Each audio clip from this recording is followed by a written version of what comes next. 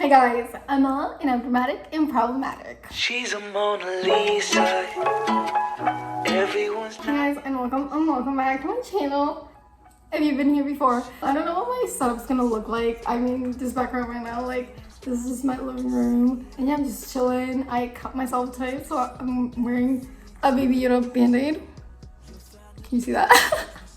I literally love these. Like, that's the band-aids we have in this house. So basically, as you see from the title, I am going to be talking about how I shifted to Stranger Things. Like, I know, like, honestly, I was like thinking about videos and I really wanted to do the I shifted to Stranger Things. And, like, I have been like so into Stranger Things and stuff, and I did that like not long after that video I uploaded, and I did want to post a video back then and I didn't. Obviously, if you've seen my last video, you know why. If you haven't seen my last video updating the channel and everything, like, you can go watch here.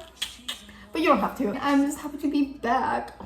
As for my upload schedule, by the way, like, I don't know when I'm gonna be uploading. I know it says videos every Monday, but like maybe not. We'll see. I'm gonna try to upload at least once a week, guys.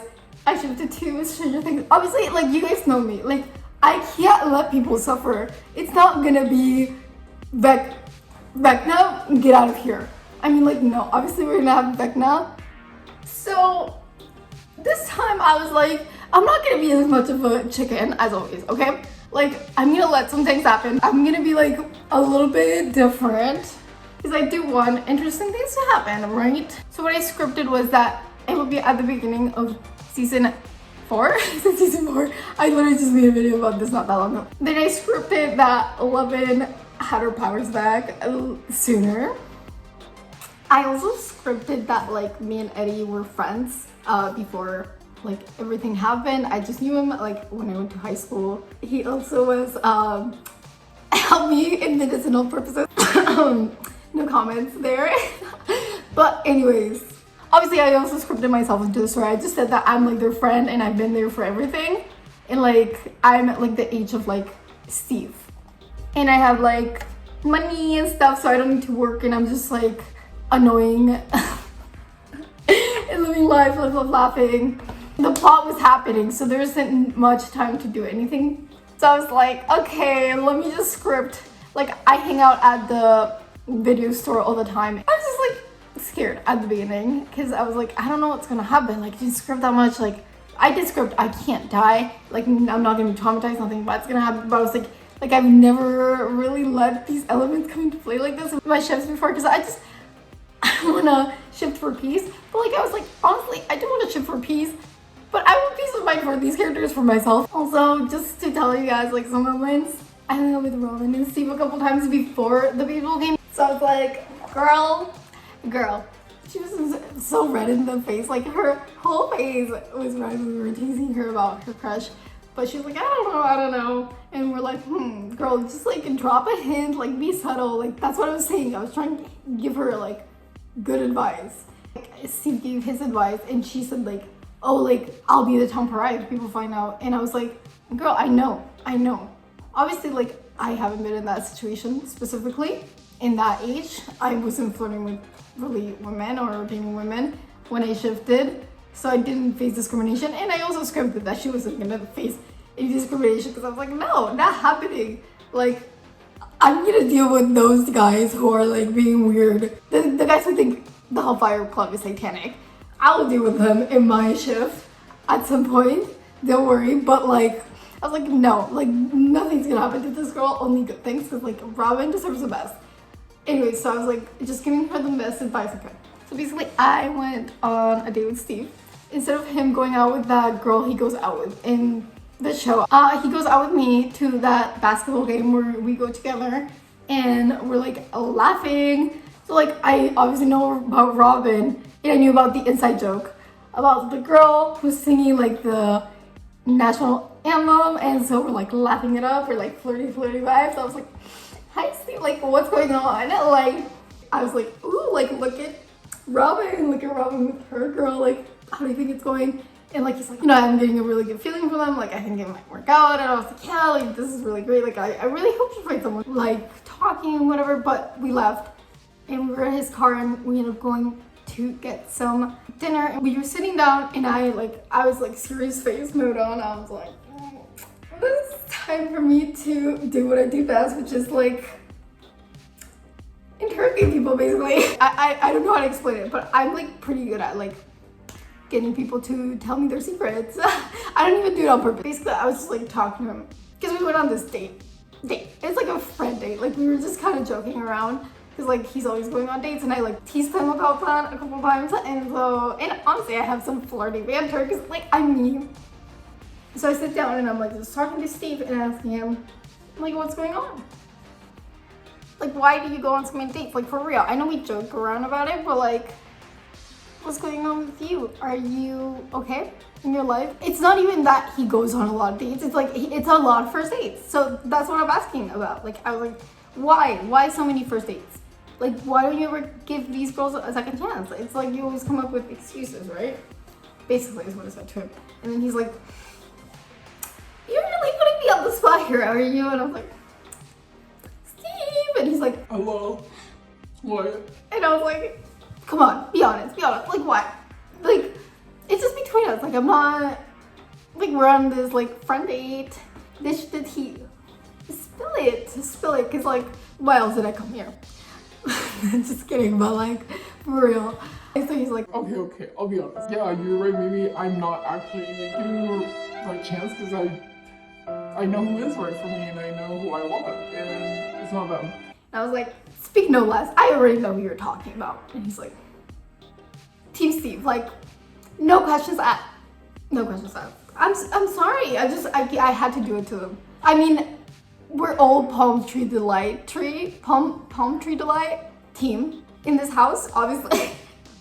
Jonathan, it's like, what are you doing? No, Steve. It's Steve. It's gotta be Steve. And I already know that Steve still loves her. So I was like, yeah, like whatever happened. And he's like, okay, I don't know if I have feelings for Nancy, but like I definitely know like how things ended was very unresolved for me, and I still see her so much, I'm around her so much, and I'm probably not over her. Yeah, you're right, but I can't do anything about it right now.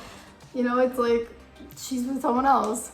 And I'm like, yeah, of course, man. Like you're a stand-up man. You've changed so much these years. Like I respect everything.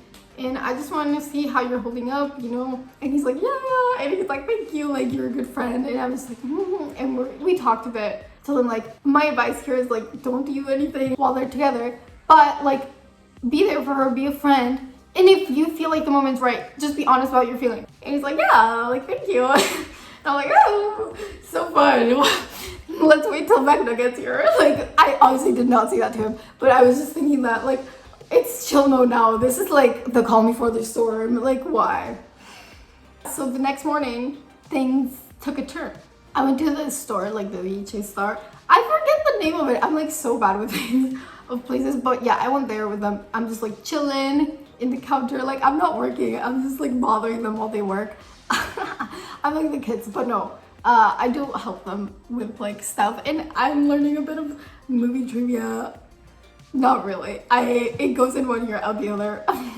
We're like just chilling, and then the news comes on, and we see like someone from the school that a high school student, and we're like, WTF?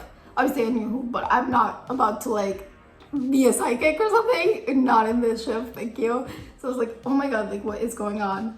You know, they're like giving theories, and they're like trying to see who it is, and just guessing people. But like they obviously did not see Chrissy. Anyways, so then Dustin comes with Max and they're just like freaking out and they're like, OMG. Like we need to start calling, and he starts making calls and we're like, WTF, what is going on? This kid just goes, he did not care. He did not, I was like trying to be a little more polite, just invading their space in their workplace, but also did not want to be by myself. But that kid did not care. He just was like, I work here too. But no, he starts calling people. And then Max starts explaining, you know, like, I saw it. I seen it. It was like Eddie's trailer and like Chrissy went in and then like something happened. Like, there might be something like supernatural afoot. Obviously, that's not how she explained it. That's my terms. That's how I explain it. Like, we don't know where Eddie is. We need to try and find him. And like, they're calling people and then I'm like, You know, I do remember something. I know where he gets his supply from. You know, there's supply and demand, he provides, but he needs to get that from somewhere, right? And they're like, ah, you know this? And I'm like, I mean, me and Eddie are friends, so I'll just say that. So I was like, Reefer Rick, this is the dude we need to find. Because, like, I didn't want to be too much. Like, I'm not about to know where drug dealers live. Like, I'm not trying to be like that type of person who's like, that much. Like, that's just a joke, right? And so basically I was like, I do not know where he lives, but I know, like, sometimes Eddie goes there and crashes at his place. So, like, who knows? And then they're like, OMG. But, like, also, no one knows Reefer Rick's last name or who he is. So they're like, oh, bummer. But then obviously Robin's like, ah, I'm CSI. And so she starts going on the computer. Oh my God, those old ass computers. I've used them before, so I was like, I know how to do this. I'm not that young. I did have VHS when I was little, so I was like, I'm back in my, this is where I was meant to be born, actually.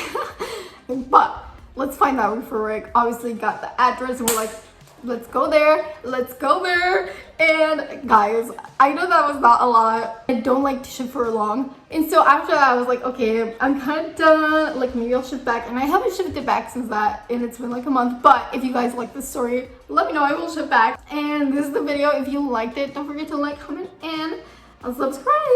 And also guys, there's this feature called Super Thanks where you can like give me a little tip if you want. It's just like in the comments, I think. And that would help me a lot. I would appreciate it, but obviously you don't have to, only if you want.